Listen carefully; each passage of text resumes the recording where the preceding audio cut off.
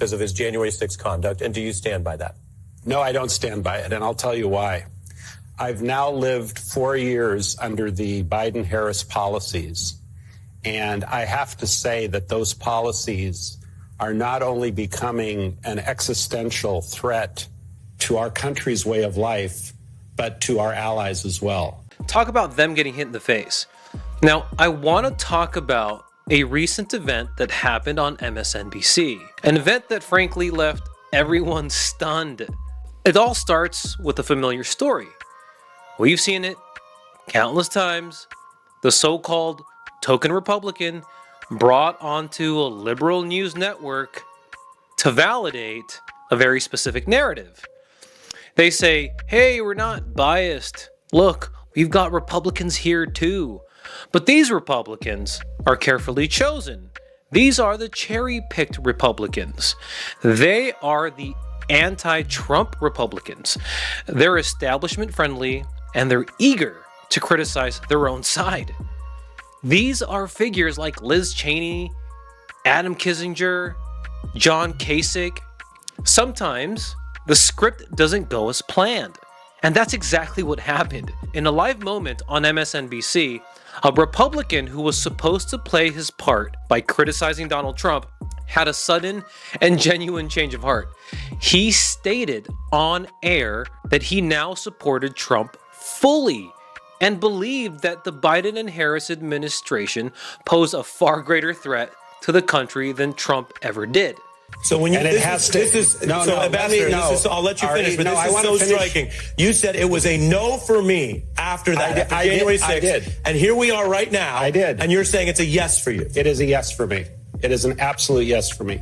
That is how badly the Biden-Harris team have prosecuted their job. But the whole point you seem to be making was that January 6th and that kind of attack on democracy is bigger than any policy difference. I am seeing so many attacks on democracy that eclipse January 6th. You could almost hear the producers scrambling, the earpieces buzzing. Cut the commercial! Cut it! Go! Stop! Change the subject! But the moment was already out there, and there was no taking it back. That was it. I lived 4 years under Trump, you lived 4 years under Trump, and all that radical stuff that they said they'd blame Trump for never actually came true. I've never felt any of that as a minority, not at the grocery stores, not at any school campus that I've ever went to school to, not in corporate America, not in a predominantly white neighborhood that I live in, not at the parks where there's predominantly white folks. Nope, nothing. Nowhere to be found. The state of affairs that cripples us with our falling economy and migrant crisis. They've normalized tyranny. I need you to understand that as Americans, they want us to normalize this division.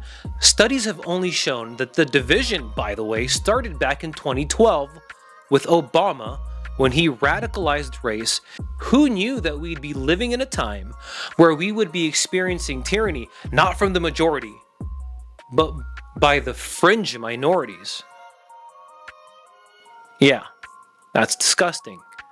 This isn't just about one man changing his mind. This is not that one-off situation where the light bulb flickers on and he's like, oh no, Trump's right. There's a reason why there's an entire movement of black Latinos, blacks for Trumps.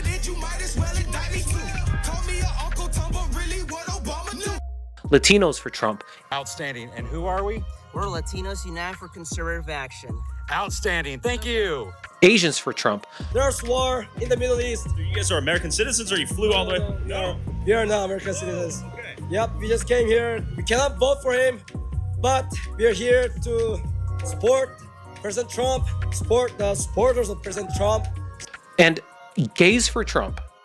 For the past 4 years, I have been harassed and bullied by the liberals and the Democrat Party, simply because I'm a gay person that's voting for Trump.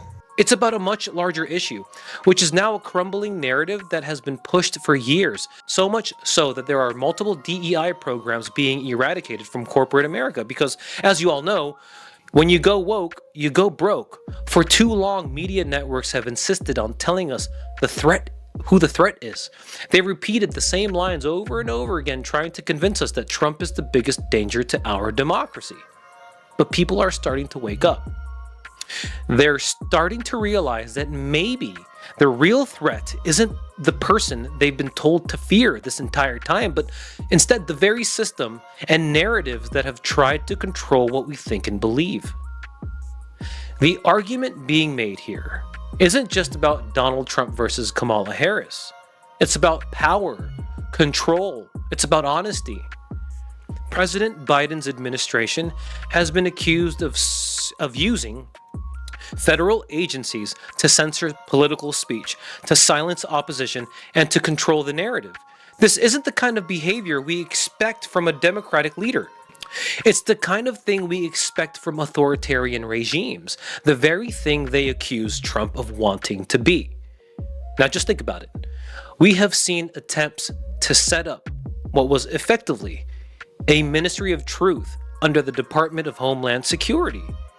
We've heard public figures and political leaders on the left suggest that the First Amendment might need revisiting because of the challenges of misinformation.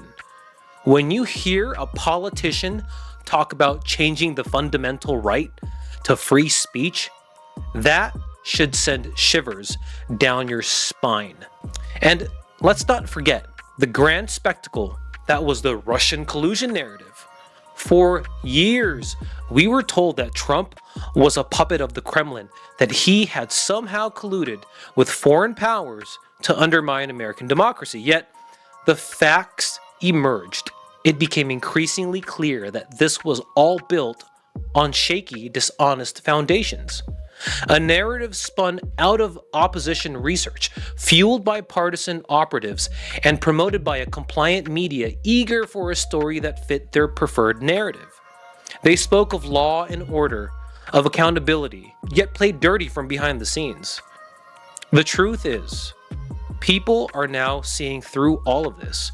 The more they experience the effects of the Biden and Harris policies, the more they realize that these policies are not working in their favor.